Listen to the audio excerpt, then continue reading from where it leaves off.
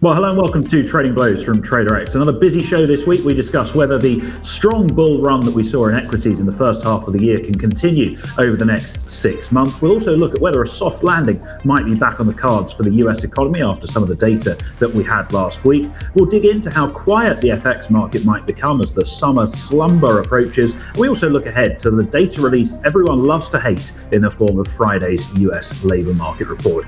Plenty to discuss as always, so without further ado, let's get into the show.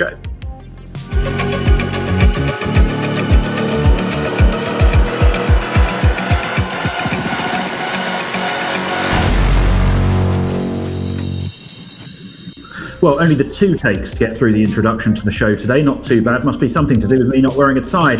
In any case, let's bring in the rest of our panel. Joining us this week from down in South Africa, Arno Venter. Also joined by Ioan Paisey, the founder of PiQ Suite. And last but by no means least, Ioan Smith, a veteran of various sell-side research institutions and his own firm force as well. What was that? You're interrupting me again. So I was just saying that many of his sell-side establishments have gone bust. Well, this is very true, but he didn't work at Credit Suisse at least. Well, technically I wasn't there. Right, with that said and done, let's get into the first round. Right, we'll start round one with the worst dressed person on the show, which thankfully isn't me. It is the man who's covering up the fact he needs a haircut, Ioan Paisey. Ryan, let's dig into the equity the equity market a little bit more. I think it's quite obvious that the first half of the year belonged to the bulls. The S&P was up 15, 16%. The NASDAQ had its best quarter on record. Do you think we've gone a little bit too far too fast and we're due a pullback? Or do you think that this is all plain sailing and we can see the upside continue for the next 6 months of the year? Well, firstly, good morning, everyone. Good afternoon. Thank you for having me. I'll start with someone since day one of Trading Blows has been bullish equities, and Oh, he has to bring it up, doesn't he? I've got to get that in there. For me, it's been in the face of a lot of negativity. Well, I suppose it depends where you look, but it's a lot of negativity from the usual talking heads on social media. It has gone too fast. I disagree. I think take a step back. It's grinding higher, and in the grind is what you expect when the path of least resistance is higher. And this is something that I know to be a broken record, but it's something that's been saying over and over. I think there's a lot of people, again, almost every week, the same old people say, "Oh, this is the top," and then we come off 0.5% in the SPOO, and then it's like, "Oh my God, we're going to claim the victory," which is a load of bollocks, right? The two things that I have noticed, which give me some positive vibes, for it to carry on going, is I've seen two narratives developing. One of which is, and this is something that we have spoken about in the past, and I've brought up, and I think a couple of other people brought up on previous Trading Blows, that we're going to get to the stage where real money funds, CTAs, their biggest problem is they're not long enough. And we're now starting to see that narrative play through into the financial media. I'm surprised I haven't got a point by now. What's going on? Is your scoring system okay? You've got plenty of points here. They've all been given to you, but they must have been lost. I'll carry on. We're starting to see Bloomberg articles and whatever, interviews with some big fund managers, and and it really is a case of, and as we've said before on previous shows, that if you aren't long equities, your benchmark is the S&P, you're now massively underperforming the S&P. You're massively underperforming your benchmark, which the fund can still be up, but if you're underperforming the benchmark, your clients, people that are allocating you money, they're not going to be happy. So now, Apple was a great one that I saw an article on Bloomberg about this week. So they're almost now forced to buy, but also maybe buy more than they would like to make up for the fact they weren't already involved. So that's kind of one issue that I think we'll see maybe some more money come into the market. Another one, and I know it's the oldest trope going, but situations getting so bad they become good due to stimulus, and we're starting to see that narrative come through on the Chinese side of things. The China's recovery remains in a hospice. We're now starting to see not just the talking heads, but we're also seeing some policymakers are kind of being a little bit more vocal in the need to support They're reducing. They're increasing the lending and that on the more regional scales. If that does come to fruition and China are going to start kind of promoting or stimulating the economy even more, obviously that's great for global equities. I know, obviously we're based in the UK. UK stocks are constantly underperforming. We know this. It's just the way things are. One thing to obviously note is the FTSE 100 isn't really a UK stock market. It's based on the companies that are based in the UK, although they might not be generating revenue in the UK. And also, the FTSE has suffered because of the very strong pound for now. That's something that's going to dampen it slightly. Sorry. It was that little snigger, and it's set off, I think. And in regards to China, I know I've just spoken about Chinese stimulus. So you would love to say, okay, well, that's bullish for Chinese equities. But to be honest, I've been long far too many times Chinese equities, and I've been scolded on crispy duck fat far too many times. So if you want to get involved in that, good luck to you. For me, on a global sense, still bullish equities, especially in the US. I would leave the exotic equities such as the Chinese equities alone, even though I think that they're going to get a lot of stimulus. Stop fighting the trend. Trend is your friend. I would certainly agree with that, and I've also been long for quite a while, and I think that's going to remain the case. Let's dig into that last point Ryan made around the geographical crispy duck fat. No, not the crispy duck. The fact that we've seen some really significant outperformance in Japan and also in the US, while the Chinese market and also the UK market and certain other areas of the world, Australia spring to mind, have been facing a few headwinds. I mean, do you think that these markets that have been underperforming have got room to catch up, or do you think that this is just a theme that's now kind of embedded itself for the foreseeable? That message will make its way to Ioan momentarily. That was for me. That was for you. Oh, yeah, you never said who it was for. You never said who it was for. Oh, sorry. Ioan, off you go. -1. So, just on Ryan's point there on money on the sidelines, the fund managers do have quite historically high cash levels. I think it's around 4%. So that money, obviously, when you're talking about benchmark, does have to find its way into the market at some point.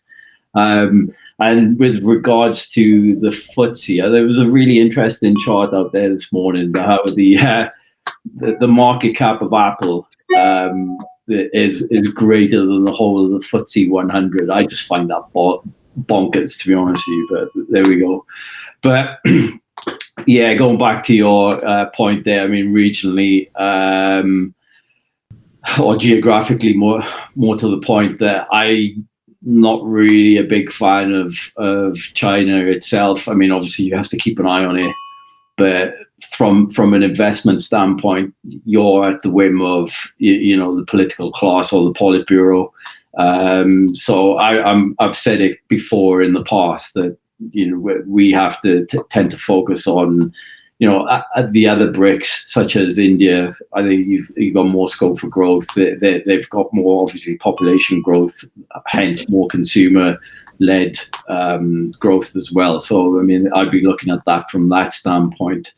But I mean, just to play a little bit of devil's advocate, I would say, I mean, the market's grinding higher. You just have to go with it. But I mean, everybody sort of looks for little things that you can sort of cling on to. I mean, especially the bears. So I did see, I mean, going back to Apple, I saw something really interesting the other day.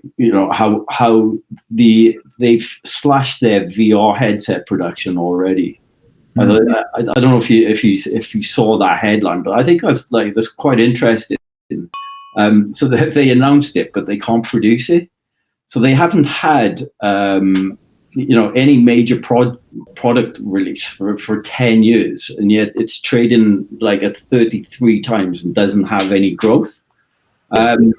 So if you look at it, I mean, again, like I said, I'm playing devil's advocate here. I'm trying to find little things for bears to cling on to, or to look at. So fuck them. The only thing that tends to be propping up Apple would be buybacks. The same with the overall S&P 500 itself. I mean, I was looking at Trimtad's data the other day, and there's almost $200 billion worth of buybacks announced already this year, and that's more than double last year's level. So I mean, that's another source of support for the overall market itself. But if you look at it, I mean, companies are now buying back stock, at elevated levels or price levels. So we just saw on that note, on exactly that note, we just saw the banks, because of the passing the Fed stress test. Banks are starting to increase their buybacks as well. Not only exactly, but not only that, they're also paying higher dividends. So it's.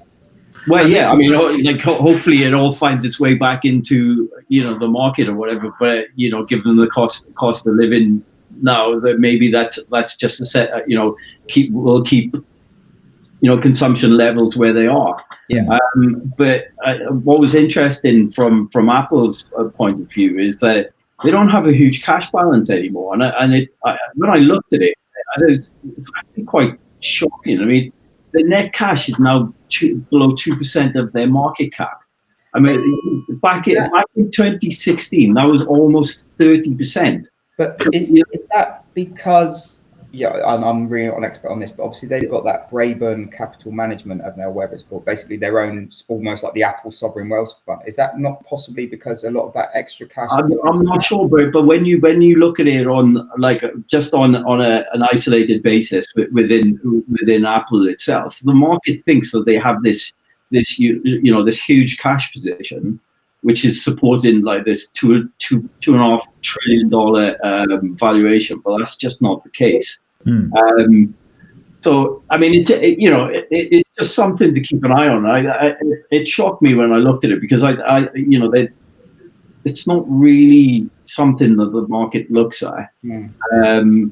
So we have to look at these things in terms of these mega caps and how much they are supporting the overall market. I mean, what was the figure that we quoted? There was a 10 percentage point difference between the S&P 500, which those 5 or 6 mega cap stocks holding up the rest of the market, and that's against the equal weighted index. There's a 10 percentage point gap. So these things will all start to come out in the wash at some stage. But I think it's interesting to look at these little bits of information and keep an eye on. I'm not necessarily saying it is a negative, but it's definitely an interesting or a point of conversation, which is why we obviously have things like trading blows to talk about.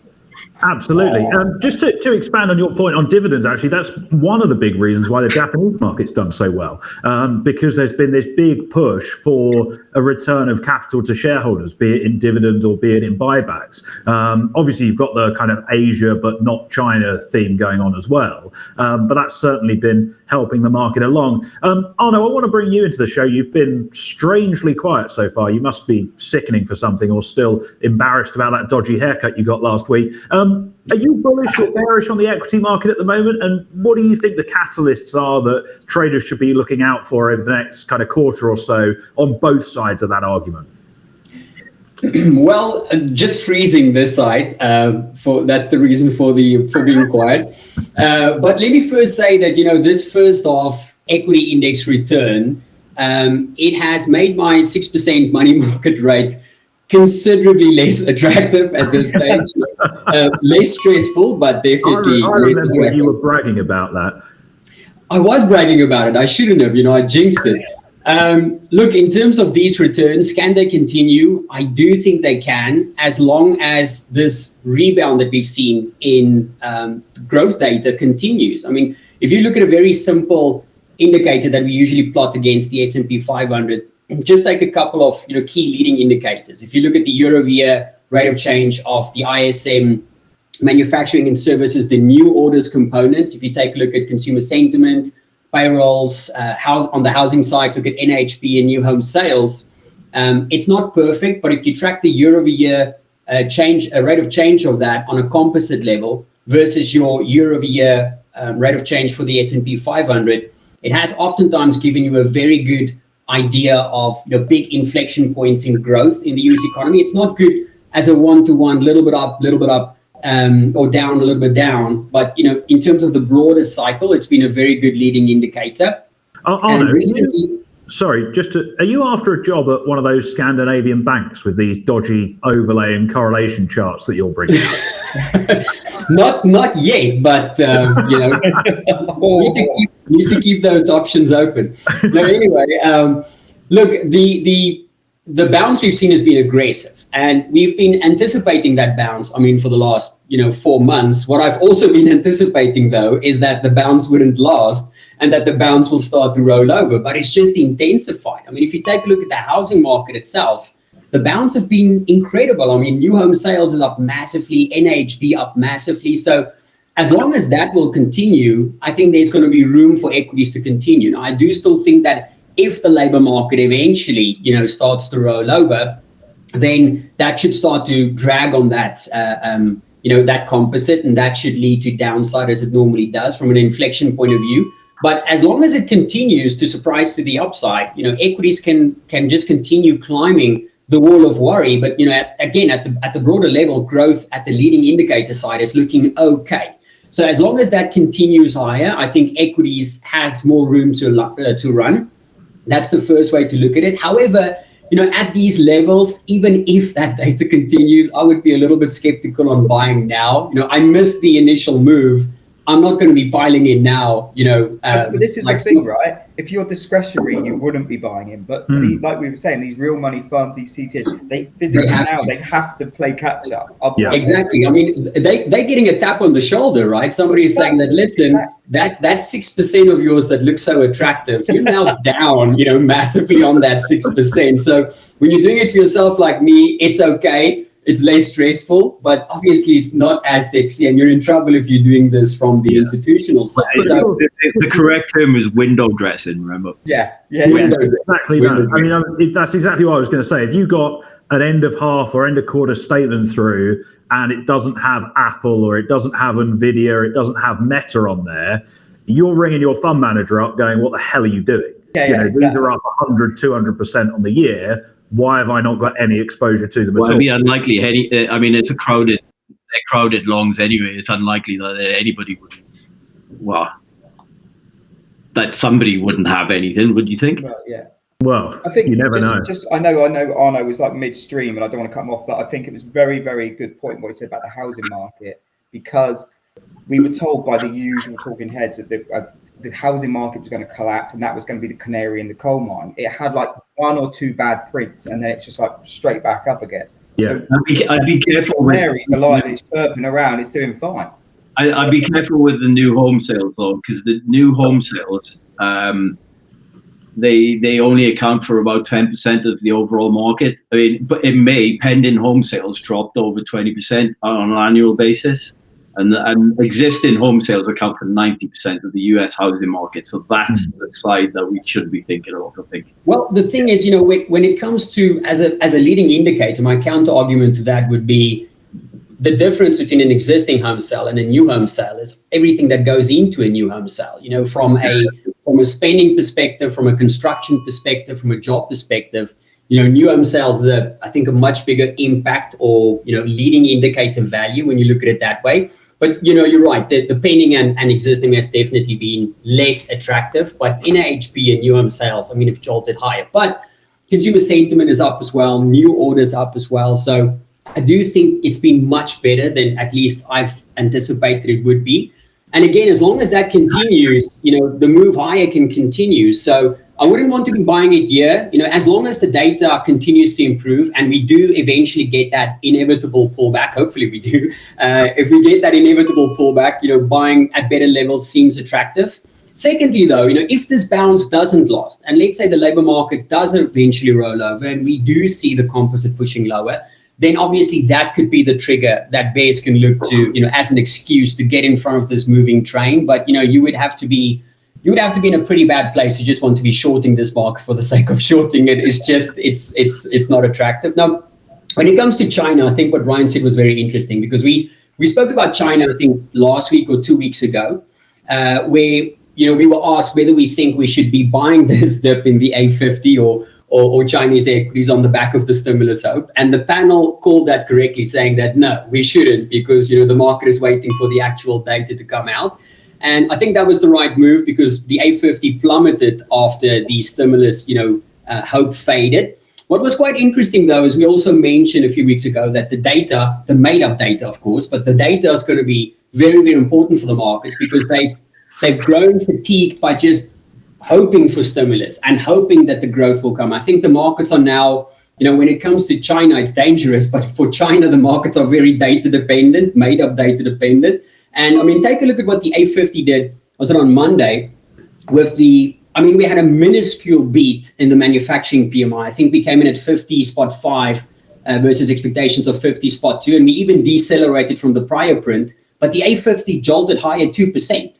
I think that shows us the markets are eager for positive made-up, growth data out of China. If you take a look at the services miss we had today, I think we missed massively. I think we came in at 53.9 from 50. I think expectations was 55 or 56, but we only were down about 1% on the A50. So I think the markets are eager to look for discount opportunities in something like the A50. But the best way to play that right now, like Ryan said, is not to be just perpetually long or short that. Wait for the data. If there's short-term opportunities, maybe from a nimble point of view, jump in and jump out when you can. But that's not something that we'd want to buy and hold like you would US equities at this stage. No, absolutely. Right, let's get on to the next round of the show. Yes, it was quick. Yes, you're talking over my intro again. And it was quick because you're the one who has to rush off after this call. So I'm doing it for your benefit. Right. Ioan, let's start with you. Let me just make that clear. Ioan, this is coming to you after last. Oh, there we go. Message received. A bit of an interesting one in terms of the US economy at the moment. If you look at the data we had out last week, and Arno touched on some of it during his piece there, the bulk of it was better than expected, and we had that nice sizable upward revision to the GDP number, 2% growth in the first quarter. The start of this week, obviously we've had Independence Day in the mix, but the ISM manufacturing number was at its lowest since May 2020, and I think pretty much everything was below 50 when you look at the sub-indices. So what's the message here? Is this a case of the manufacturing numbers a blip, we can ignore it, everything points towards a soft landing? Or is it the case of actually what's going on in the manufacturing sector, we think this is going to start to be mirrored in other parts of the economy relatively soon?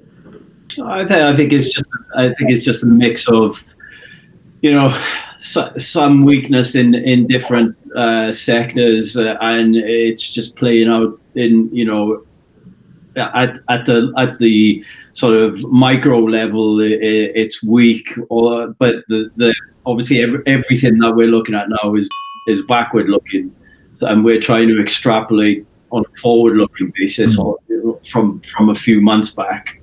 I'm not so sure. There's a lot more upside to a lot of especially the GDP number. You look at things like consumer confidence, more specifically the CB consumer confidence. I mean, that index has been below 80 since December last year. This is obviously the level that they consider to be a recession within the next 12 months, and still there's a lot of indicators that people look at, they shove into their Excel spreadsheets, and they're all flashing red, but then the other things supersede that, and we look at what the Fed may do, or what inflation is telling us. I mean, core PCE, excuse me, it's widely known to be the Fed's favored measure of inflation, but it's still sticky on an annual basis. But saying that, Powell is known to look at core services, ex inflation, and that's starting to come off. So it's the softest reading in 10 months. What are the Fed going to do now? I mean, it is to them is that an early sign of progressive reversal in inflation, but we don't know. I mean, again, we touched on, the pending home sales and new home sales. So you got, a lot of weakness in home sales in May. June's number is going to be important, and then we're going to have to work out if that's an ongoing trend, and whether new home sales can keep going at the strength that they're going at. Regionally, we can look at things like the Dallas Fed. I mean, the manufacturing continued to, contract. But I mean, that's no thanks. Did anyone else see that? But I mean, Texas accounts for about 10% of the manufacturing activity in the US. So I mean, it is important to just quickly on that note, you can now get the Cowboy channel on PiQ Suite. Just for throw that out there. My rodeo, I've already watched about 5 minutes. I'm never getting that 5 minutes back. Arno texted me yesterday going, I've spent 45 minutes watching rodeo. Anyway, sorry. Saying that, I mean, at the headline level, the economy still seems resilient, and there's but there are little nuggets of weakness around to keep an eye on. So I mean, that's what we'd look at now. Yeah, I think that's a really interesting way to look at it. Arno, I want to get your thoughts on that, because there's something that I've seen kind of talked about a little bit more over the last couple of weeks, is this idea of, and I really hate this verbiage before I come out with it, but this idea of a rolling recession, where you have, for example, the manufacturing sector, which gets into a little bit of difficulty. We see some contraction, we see a slowdown, but everything else holds up okay, and then it recovers. But as it's recovering, you might see, say, a downturn in a housing market, and then you'd see this kind of rolls on, and you never get to what you'd call a technical recession, where you've got those 2 consecutive quarters of GDP contraction, but it's just kind of an economy that's muddling on and muddling through. Do you think that's kind of the base case now for the rest of the year, or are you more optimistic than me? Not that it's really difficult to be more optimistic than me most of the time. Look, rolling recession, it's an interesting thought, but again, we always try to figure out why something isn't following the pattern, but every pattern is different every time for when it comes to a cyclical slowdown, right? Some of them take a month if it's COVID. Some of them take 2 years. If you go back to 2008, I'm pretty sure there were many market participants that had this exact same discussion that we had back then. Everything looked super bad, then it looked okay, then it started to look a little bit better, and then we went into the doldrums. So I think it's the lag. Timing a recession is impossible. Obviously there's a lot smarter players out there doing it every day on FinTwit. The recession will happen. This is when it will happen. By my estimates, it's going to happen year on year. I mean, give me a break. Nobody knows. Say again. So take a look at my overlay. yeah, exactly. What everybody misses is this, So you know what? It's I don't know. For now, again, the data that we've had so far, it supports the idea of a soft landing for now, but we haven't landed yet, right? So I think everybody hoped for a soft landing back in 2000 and early parts of 2007, and obviously we know how that ended up. So I think it can still get worse, but as long as the bounce continues, the hopes of a soft landing will remain. I think Market Radar was out. They said it so well. They said the soft landing will continue until all hopes of a hard landing is lost. And I think that pretty much sums it up, right? It's going to get better and better and better. And then, we might see the labor market rolling over, and then it's going to be this massive thing, So that's something to consider. I mean, when it comes to stuff like the ISM PMI, there's so many data points, like Ioan said as well, which is still flashing red. But at this stage, I'm just not sure whether that's going to be enough, for the ISM manufacturing to go back to the lowest since 2020. Right now, I think stuff slowing down is too much of a known risk for this market to really, have an impact in terms of market positioning, as well as what the Fed is going to do. If we do see the labor market coming in and really starting to decelerate, then that's really going to get the market's attention. But a slight slowdown in all of those things that has been slowing for the last, what's it been now, 12 months, 18 months, I don't think that's going to catch the markets by surprise right now. Yeah, I'd follow that. Sorry, I don't think it's going to be like a macro or an economic data point that's going to like hit this market. I think it'll be somebody like Apple or like some sort of geopolitical event. I don't think it's anything economic from an economic standpoint. Well, I mean, think about it this way, right? Yeah. I think economic data could be that trigger. But we would probably need to see NFP. Like, imagine Friday NFP comes in with a 20,000 print. Well, don't jump the gun. We're going to get Ryan to talk about that later. So that's we'll get to that in a second. But I think something like that could happen. But I mean, that's going to be like, it needs to be such a deviation that the market stops and distracts and says, whoa, what the hell did we miss? What's going on? So what that means for the markets right now in terms of the data, probably not much. For the Fed, everybody, we're always going to blame the Fed. Everybody's screaming at the Fed. Have they probably done enough? Yes. Are they wrong in looking at the lagging indicators like this very slowly slowing inflation data to make their call? Yes, but at the heart of it, they're politicians, right? They can't be seen from an optics level not acting against inflation that is still crazy high. So they're going to, if the growth data keeps up, if inflation slows slowly, they're probably going to, keep on. And for now, the markets are fairly okay with that risk. So I don't know whether it's a recession or not. We'll need to wait and see. For now, the data that we've seen looks okay. And as long as that's okay, the market is probably going to be okay as well.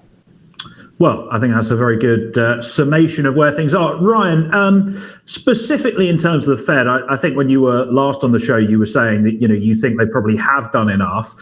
One, are you still of that view? And two, given what we've heard in terms of speakers, Powell in Sintra last week, do you think that they are still going to do more, even if it looks like they've probably done enough to tighten financial conditions and get inflation under control? I mean, I think markets certainly see at least one more hike coming at the end of July and price a decent chance of two more. So basically, like, for me, I'm glad you kind of highlight the inflation kind of side of things, because we're talking about the macro backdrop and stuff, and we're all talking about different kind of data prints and stuff. And as Ioan said, everything's backward looking, apart from PMIs, but who gives a shit about PMIs?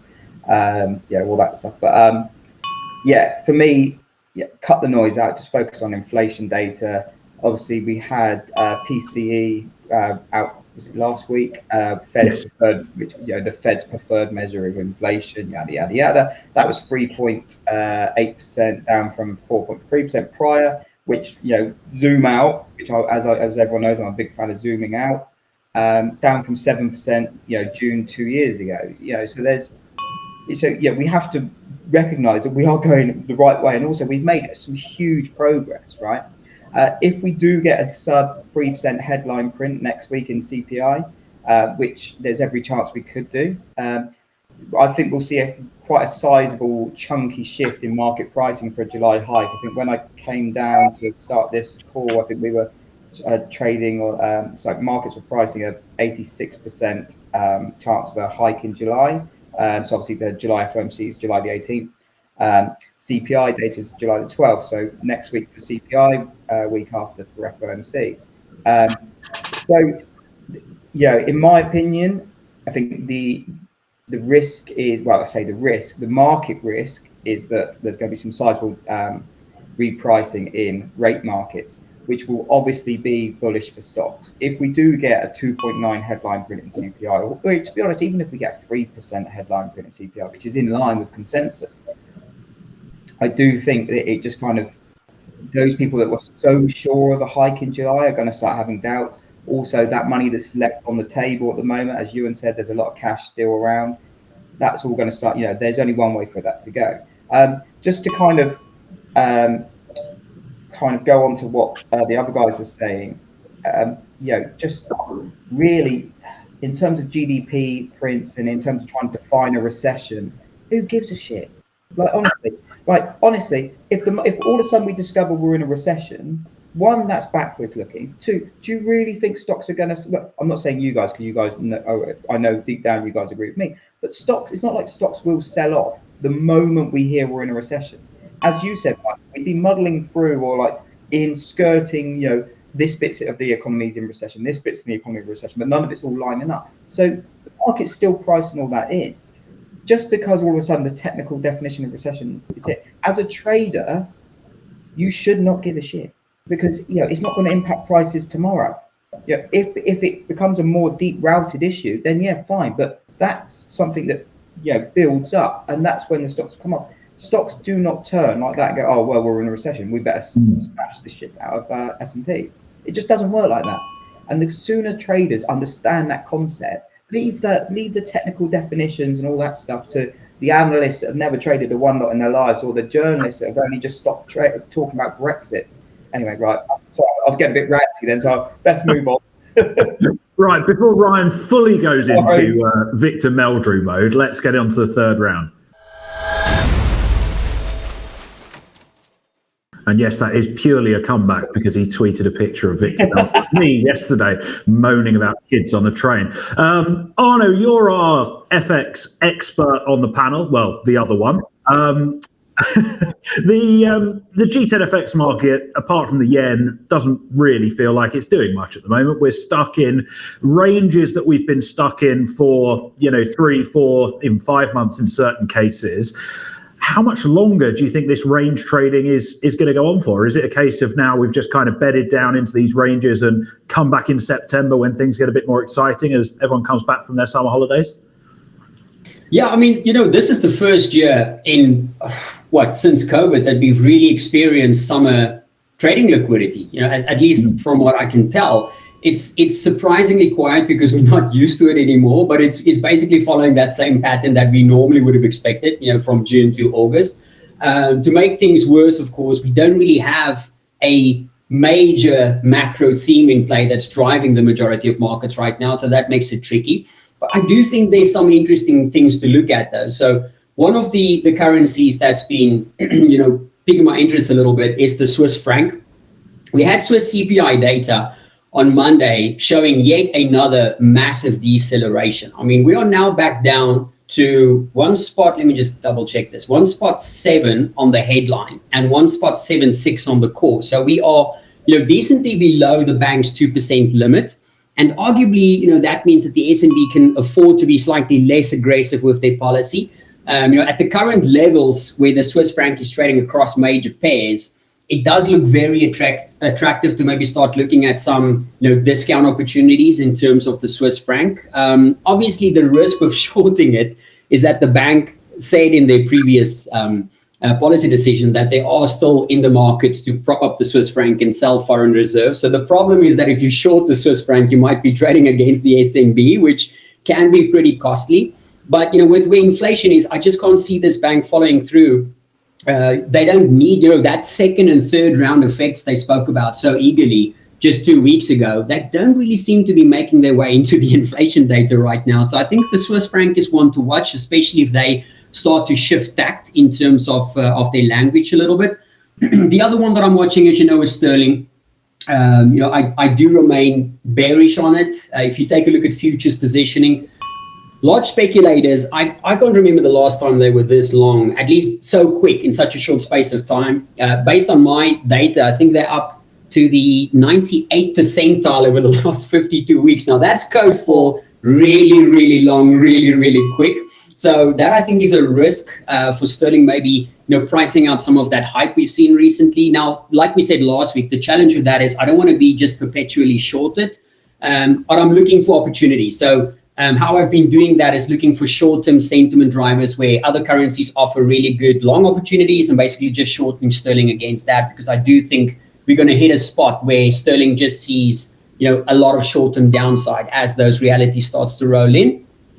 For the dollar, it's slightly more tricky right now because there's no medium-term view that gives me any real conviction for up or downside. I'm going to leave that to the overnight dollar experts, as they usually do when we have big moves. For me, the best way to trade this, and have been to trading this over the last 4 months, is just trading it short term out of the US data point. So we have the dollar has been very cyclical in its reaction function, which is good. So massive positive surprises have been good to look for scalping opportunities. This week, I'll probably prefer pound dollar and euro dollar. Big negative surprises, you would expect the dollar to go down. So you can either trade the dollar lower or maybe look for ways to express that maybe with gold or something like that. So I think that's interesting. The one that everybody's talking about, and I'm sure we'll get to that, is the yen. You know, the intervention stuff, it's just giving me a headache. Come on, because leave something for the others on I was the going to panel. say, that's literally the only thing I got bloody. Okay, I'm going to frustrate myself talking about it anyway, so I'll leave that to someone else to talk about.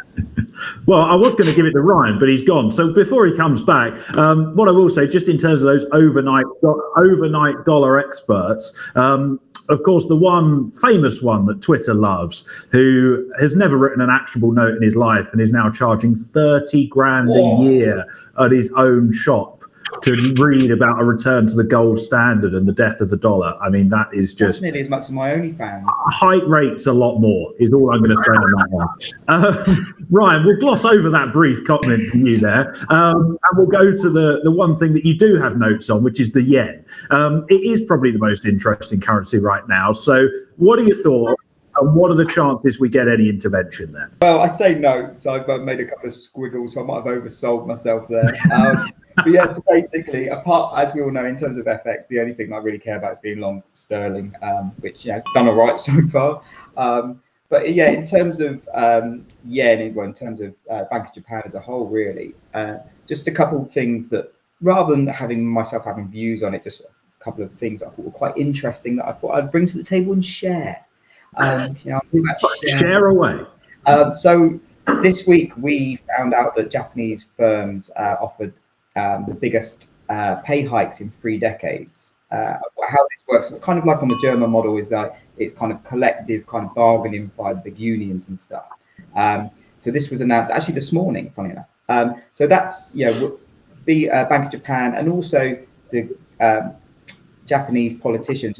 Wage increase has been something that they've been really pushing for. So it's quite interesting to see that Japanese firms are finally picking up the baton on that, kind of pulling their weight slightly.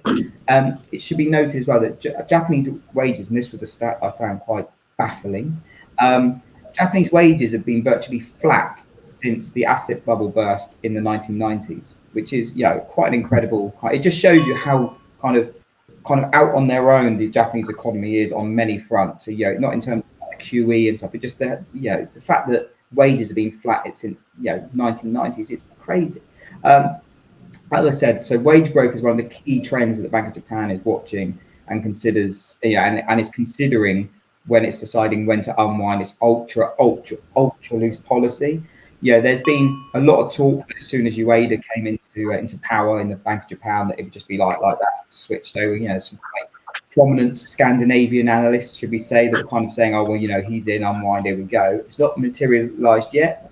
However, as the weeks go on, we are getting more. In my very, very humble and often wrong opinion, we're getting closer to that, tipping point where the Bank of Japan are going to start tweaking stuff. Something that I noticed yesterday, or might be the day before, an RBC analyst said that basically, in their opinion, that the dollar will continue to rise past 150 against the yen, or in the yen, sorry, which would kind of mark the level of intervention and make intervention more likely than not in the FX markets. Something that kind of relates to that, which it's not kind of a signal, but it just shows you what's going on behind the scenes, is the Bank of Japan Governor Ueda and Janet Yellen are now in apparently weekly talks, almost like getting on for multiple times a week, talking about FX intervention. They're fun phone calls. Oh, you wouldn't mind, would you? So it sorry, I didn't get that. Oh God, Ryan. I think it's you're going to get poor by trying to preempt these moves, because it's as always, I'm not a fan of trying to preempt. I'd rather react, but that's just how that's just my style. And also, look, if you would have tried to preempt this YCC turn of affairs, as soon as Ueda come in, you've done your bollocks already. So just be very alert that something is afoot, and the way the things are going, we are teetering on that tipping point. I wouldn't hold a position ahead of that, hoping for that, because things change like that. So there's a lot going on. If you are looking for places to trade and you want a bit of volatility in the summer markets, like we discussed, as Arno discussed, then my eyes would be focused squarely on the yen. But what to do on that, at the moment, I don't know. React rather than kind of predict is my theory. Exactly. I mean, on that note, last year, a lot of people got extremely poor trying to short it at every single round number. This is it, right? We went 135, then 136. Eventually, we were up to 152. So when you look at these types of events, everybody gets super excited. And I get why they want to be short, because they want to get short for if they intervene. Yeah. But that's a very fast way to the poorhouse. I think waiting, if you're lucky enough and you're there and you can trade it, fine. But just being short yen pairs along the yen in the hopes of intervention, that's very dangerous. It's important to recognize that, if you aren't there when it happens, or, that's trading, right? You can't be on every move. I'd rather miss moves than try and predict too many moves, because one way you don't lose money and the other way you lose money. Yeah, 100%. And of course, he won't say it himself, so I'll say it for him. You can follow the yen narrative on the PiQ Suite. There we go. Ewan, very quickly, just in the interest of time, I think the show is quite long as it is. Do you think this is just summer markets and we're in this for a while now? Yeah, it is. But just to go back on Ryan's point about the biggest pay increase in about 30 years. I mean, I guess like when we talk about it in terms of the weaker yen, the market's obviously woken up to the massive risk of Japan targeting this higher inflation. I mean, there's like people seem to forget that there is significant risks for Japan themselves targeting that level, given that Japanese financial institutions themselves. They hold about 900% of their tier 1 capital in Japanese government bonds. So, I mean, this is a potentially, dangerous situation for them. I mean, as interest rates rise, if it gets to, 2%, I mean, that would equate to about 100% of Japanese tax revenues. So, and then again, that obviously materially reduces the value of the JGBs owned by the banks themselves. So, I mean, these are other little things that that start to build a bigger picture as we go along. But in terms of summer markets and trading and things like that, I mean, I thought it was everybody's focus is on the yen because it's the only thing that that seems to be of interest outside of maybe the S&B. But I did see like Ryan said, I'll bring something else to the table. I did read somewhere that the OECD's model of purchasing power parity, that the yen itself was 48% undervalued. I mean, according to the Plaza agreement. And which saw the G5 coordinate efforts to drive the dollar down, that the undervaluation is now greater than that time. So what's happened now is obviously it's become a crowded short. Well, the dollar yen's become a crowded short. I mean, CME futures, the largest gross short yen position in about 5 years. So if we're looking for trading opportunities in a quiet summer markets, we've got the Bank of Japan meeting on July the 28th. They'll update their macroeconomic forecasts at that meeting. So just on that note, don't forget everyone, it's JPYX is the code on Pepperstone to trade on. Very good. Bonus point on its way. But yeah, saying that, I mean, the expectations for any sort of movement have sort of shifted into the second half of their fiscal year, which starts in October the 1st. But I'll cut it short there because Ryan obviously has to go and see his lawyers. He does indeed. But before he does, we've got another round to get through. So let's get on to the final round. I hope Ryan's going to put a tie on at least before he sees his lawyers. Not that I'm in a position to talk today. No, because I'm going for the innocent kind of schoolboy look. So don't Right, Ewan, seeing as you sacrificed yourself, we'll go back to you and we'll let you kick off the last round. It is Jobs Day in the US. on Friday. Headline payrolls expected to rise by 225,000 when I looked at the Bloomberg survey, although I would say that I think we've had 13, or it might even be 14 now, beats compared to that consensus number in a row.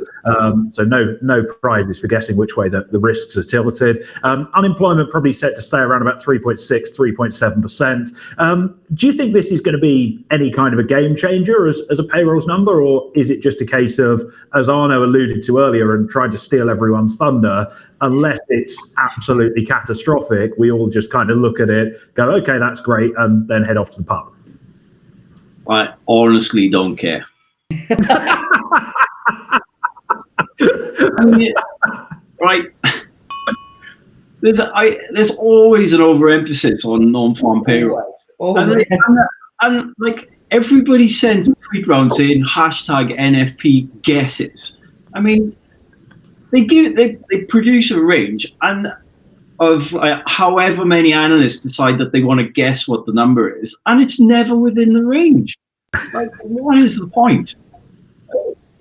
At the end of the day, right? So without excessive government or consumer spending, which can only create temporary jobs, right? I mean, what are they going to do? They're going to publish a number and then they're going to continuously revise it. Oh, honestly, this bugs me more than the BOE bugs Dickie, I'm telling you. Mate, I'm 100% with you. It's just the most... Oh, sorry, go on. Yeah, I mean, you know, they need to create 200,000 new jobs a month to sustain where they are, right? So, I mean, but we don't know, like the way that they measure employment now is questionable. Everything has changed with everybody working from home.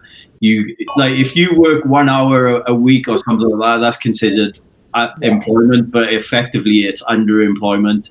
So there's people now working from home with multiple jobs, which also skews the numbers. And not only that, you've got entire states that are kind of misrepresenting their numbers as well. It's like, yeah, I mean, but anyway,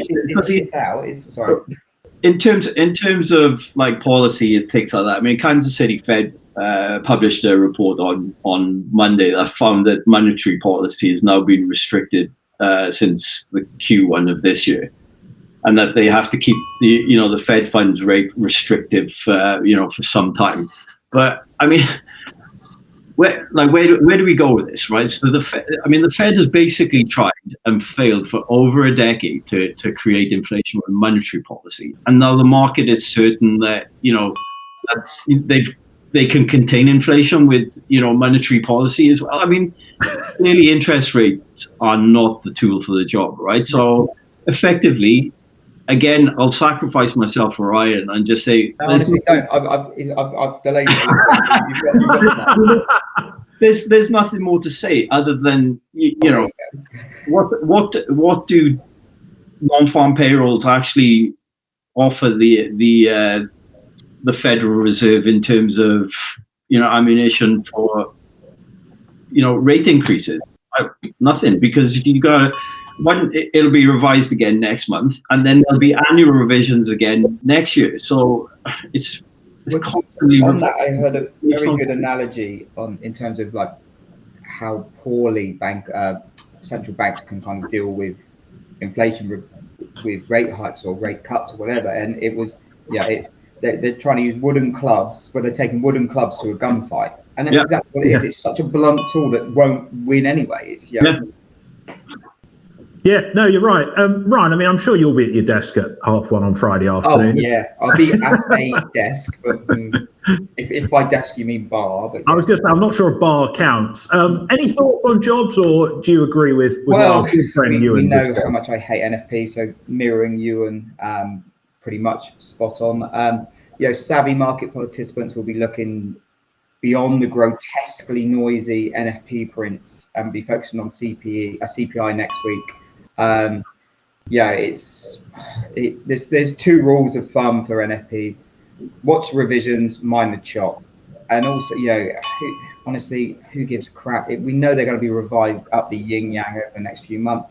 As we've already said, the data going into NFP, into non-farm payroll data, is crap. Therefore, you get crap out. Markets are, savvy market participants know this. The only reason people used to love NFP was because of the trading opportunities. Nothing to do with anything else. The only reason it was so hyped was the trading opportunities that used to make were immense. I remember, during the floor kind of thing, but like 15, 20 years ago, we would trade the Bund on NFP. No matter what the figure was, the Bund would go up 200 ticks, down 200 ticks, back to flat, then down 200 ticks, back up. And literally that's all you had to do. And it did that for years, right? Now you just don't touch it.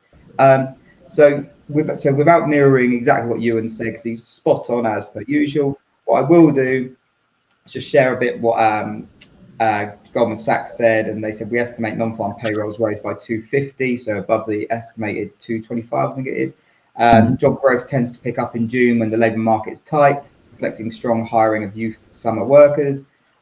Big data indicators also indicate strong job growth. However, the June seasonal factors have evolved to become more restrictive in recent years.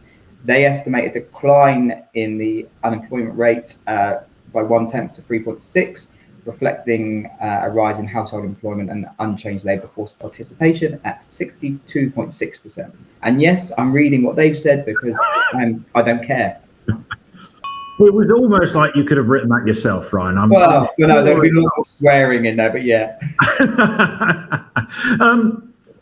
Arno, do you take more interest in payrolls than anyone else on this panel? Are you the odd one who loves to delve into every little bit of the PDF file that they send out and find the nuances in there, or are you every single one? I mean, that's how I spend my weekend after NFP, going through all those details.